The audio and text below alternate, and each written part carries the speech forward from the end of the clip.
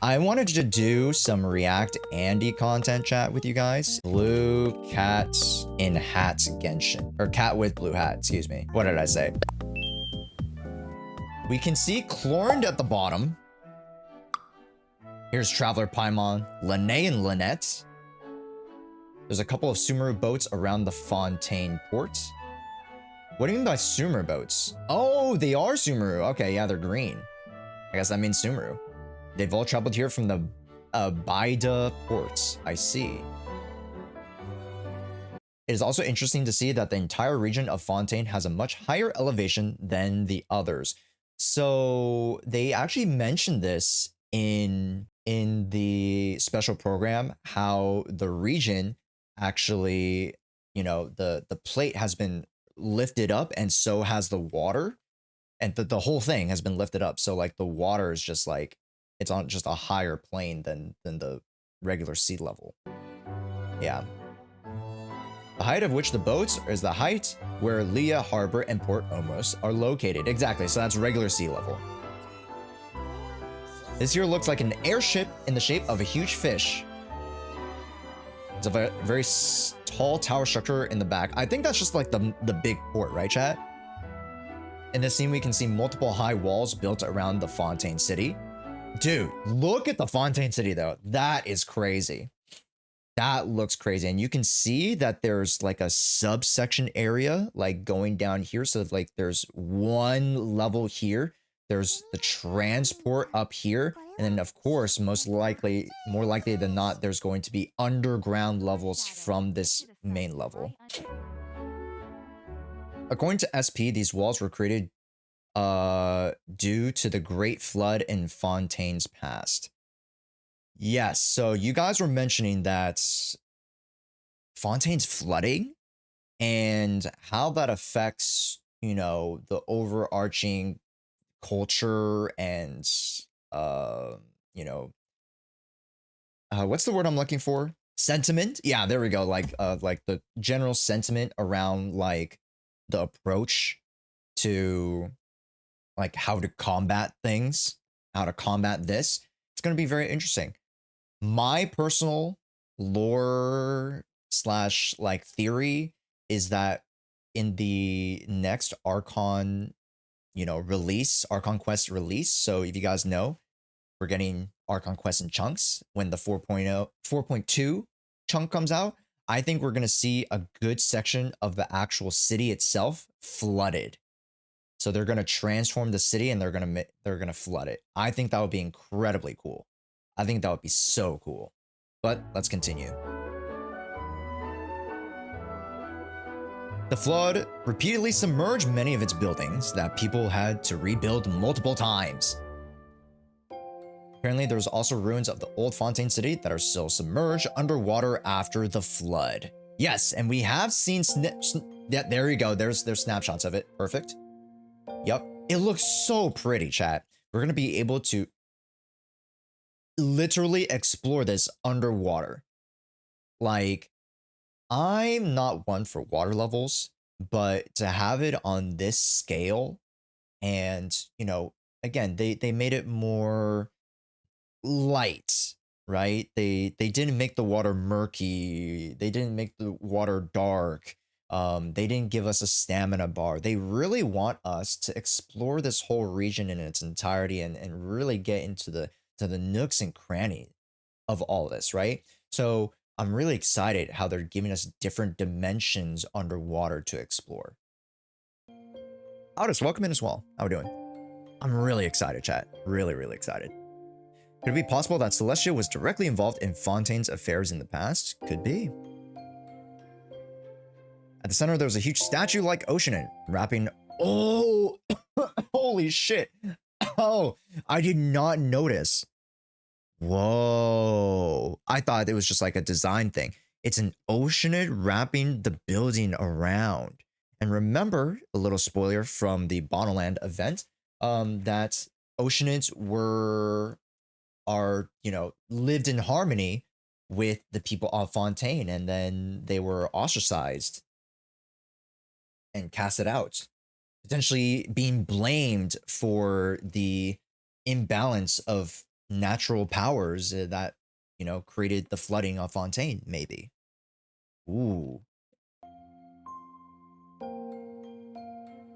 Welcome in, folks. Welcome in. They left on their own goodwill. They disliked Foslore. Oh, is that what it was? Or the ruins could instead be the original home of the Oceanids of Fontaine. Ah. They describe this place as the underwater city that exudes an ambience of melancholy, beauty, and tears. Many of the areas said to have been dry land in the past.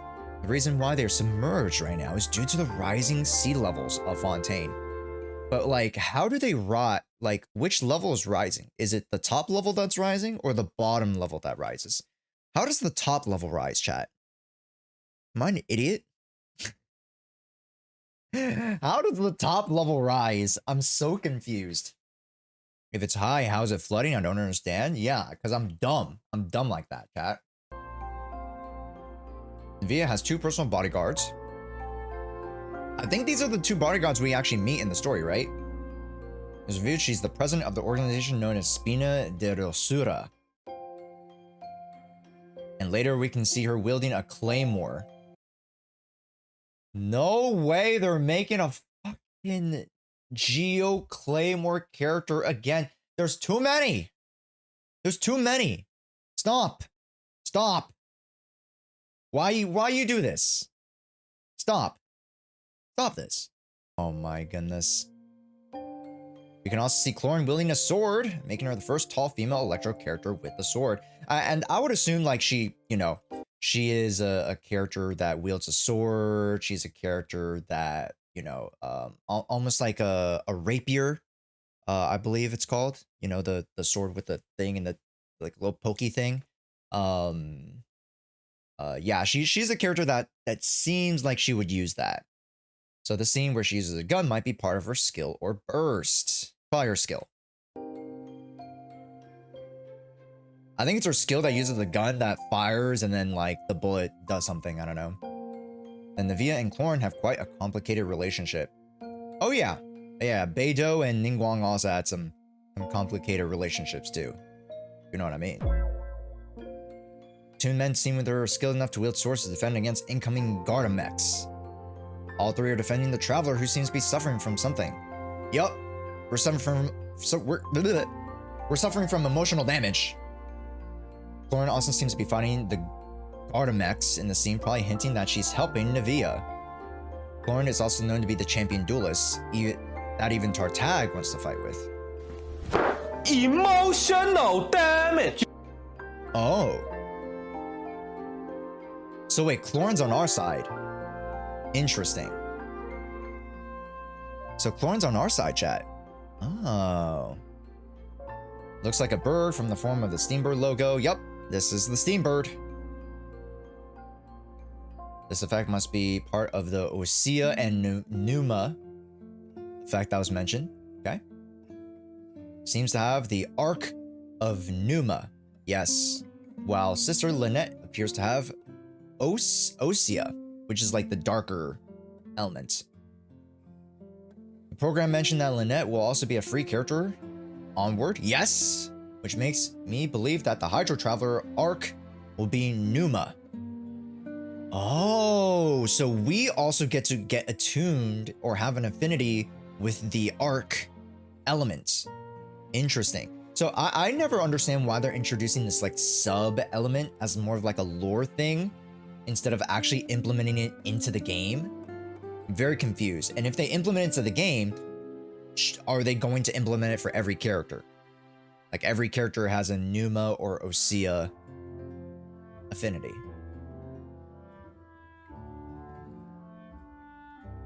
Yes, SP is special program, chat. It's not like a leak thing, no. Heterochromia eyes represent her abilities to affect both Numa and Osea energies, okay? That makes, you know, that would make sense. I'd have to agree. It belongs to someone of the Hexen Circle. I don't know about that, but we'll see. Like, this gives very, like, French countryside, like, cottage vibes, you know? They draw Numa and Osea from Fontaine's environment to power themselves. Yo, Shokly, thank you so much for the raid. Hi, everybody. Welcome in. Great to have y'all. The soup's up. Oh, how's Escape Simulator? Hopefully you guys had a fun time. Welcome in, everybody. If you guys are just popping in, my name's Josh. I go by many nicknames, but the nickname you guys might know me as the most is the Event Archon. Today, we're going to be announcing the Jshoea Special Program Fall Phase. After this React video, super excited. Welcome in, everybody. Announcement? No, I haven't done the announcement yet. I haven't done it yet. We started with React and content. Yeah, we'll be on soon. Kitsune, welcome in as well. Yeah, and so it's Numa and Osea. So it's like light and dark. But then they're in the form of like energy that is harnessed by Fontaine to power as a form of electricity almost. I don't know how that works. But Tartak also seems to be missing his hydrovision in the scene. Oh, interesting. The reason for this could be since he's in the courtroom, they might allow visions inside. I don't know. I mean, it seems like he's fucking snuck in, so it wouldn't matter if, you know. I don't know. Similar to how his weapons aren't allowed inside the courtroom, visions could be considered as weapons as soon as he uses his electro delusion to fight. Right. So this is how justice is done in Fontaine. What a joke. No worries, Sapphire. Who's a wanted criminal in at least 2 nations to make it sound foolish. But Tartak can hold his own. Your rules. Well, I've got mine too. Dang. I'm not gonna lie, Tartak's entrance was pretty sick. But I was not looking forward to Child. I was looking forward to maybe the Sandrone or Arlecchino introduction. So, kind of unfortunate. But, here we are. Mr. Worldwide. Back at it again. Fontaine's main city does not use Numa Osea energy that powers mechas. What? Which comes from the scale called Oratrice Mécanique de Analyse Cardinale.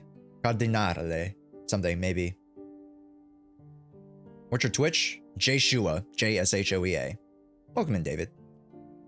Finally got a clear look at Nouvelette's eyes in the scene. Whoa. Hey, those eyes could pierce my soul. Haha. Old man Riz. Silver Fox Riz. Dude, his eyes, look at that. Holy cow, look at the detailing. Holy. Like, just the different shades and everything. It's crazy. What's your AR? 60. This opens the possibility for him to be one of the Vishaps that Enjo previously mentioned. Oh! When it comes to Vishaps, there's no better place than Enconomia. Just so happens to have a prophecy that, if turns out to be true for Nouvelette, will perfectly explain why he treats the Hydro Archon the way he does. Additionally, no visions can be seen on his back or front, which hint to innate power. Very much like Dainsleif? Question mark? So he might just be the one or related to it. Oh. It won't be long before it swallows us. And then we get... Oh, I thought they were going to go to the scene where we break. We've been trying to find out how the Oratrice operates. We want to know why it has a consciousness. Whoa. Why it has a consciousness? Is the Oratrice the one that weighs whether you're good or bad, or like whether you're telling the truth or not? Is that what, like, also they said it, you know, powers the city, but what is its function for the actual court itself, right? Nathan, welcome in. How we doing? I've seen theories that he's a Visharp or a Hydra Dragon. Gotcha. Only ship one. We'll talk about ships later, Symbol. Neither Fossilors nor Judge Nouvelet deliver sentences, but instead the Oratrice does. Okay, yeah, okay, that's what I kind of figured. So Nouvelet guides the court hearing, but they themselves don't make the judgment. Only laws and the tribunal can judge someone. They can judge even me, so praise my magnificence and purity. Whoa. Huh. Ultimately, it means that the more excited and entertained the people of Fontaine are, the more energy Oratrice will generate during judgment. Huh. I'm not sure exactly when it began, but a prophecy has been circulating around Fontaine. Wait, go back. They didn't mention anything here. That's a person. Enhance. That's a person or a thing, something. Sitting on that throne. It's Fossilor? Oh, is it? I'm not sure exactly when it began, but a prophecy has been circulating around Fontaine. The people will all be dissolved into the waters. Oh, that's a picture. Oh, that's her crying on the throne as everybody is okay. Okay. A little bit of a lore teaser spoiler. They kind of talk about it, but they don't talk about it. We'll skip it for now. Just to be safe. But I know what you guys are referencing now. Okay. We also saw Lynette dissolving in the water earlier. She did. The Overture teaser also had similar lines. The original sin is the fairest. Everyone sinks. Make the most of the final feast. Okay. Because for the sinners, the curtain call has come. Curtain call. Yeah. These fossils are all that's left of these beautiful creatures. I wonder how long before the rest of the world becomes part of this underwater museum too. Oh.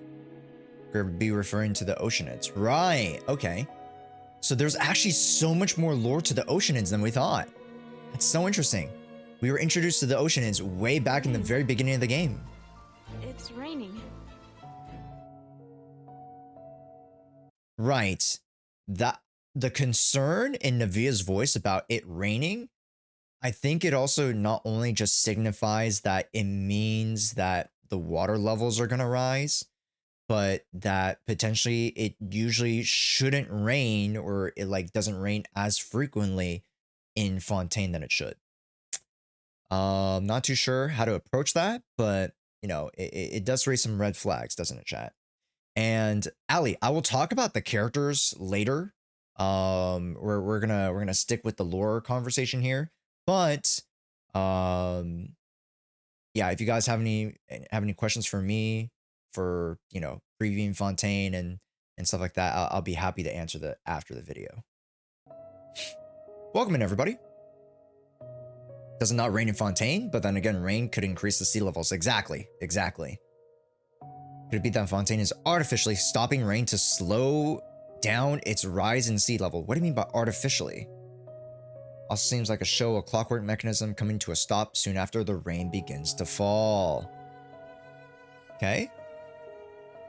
They're facing an energy crisis. Oh, is that why they're using the Numa Osea? Perhaps this energy problem is with the third energy, Indemnium, which is generated by the Oratrice. Things inside the city are powered by the Indemnium, which could explain why this mechanism stopped working. Oh. If that's the case, the only way to generate it, and to do that, they need more criminals to be judged in trial. Oh. Oh, right. Oh, that's such a good... Whoa. Eventually, there will come a time where there's no more criminals left to judge. And without being judged, how would they, you know, create the energy? Whoa. Whoa, that's so interesting. So maybe that's why we're just being artificially, like, subject to the court and tried. Maybe because deep down they know they just want to generate energy, but you know, it's also like a catch all where it's like, oh, you can try me for the the increased water levels, like ever since we got here, like things have been, becoming more troublesome. They're like, oh, we either gotta like, lock you up or like send you away or something. And then that will help produce the energy that the Ortress needs to just keep on going that much more longer. Oh, that's so interesting. Whoa. That's a really good point. Perhaps this initial scene depicted of a world submerged where no one remains to be judged. Thanks for watching. Please like the video if you enjoyed. That was awesome. I think we got some more great insight as to, the implications of, the lore drops, the lore crumbs that they gave us. I think that was a great video. Yeah, with Blue Hat, always dropping the bangers. Make sure you guys go subscribe to them. I've been subscribed for over a year. Well, now at this point, I've seen a ton of their videos. Cat with Blue Hat, everybody. Wow.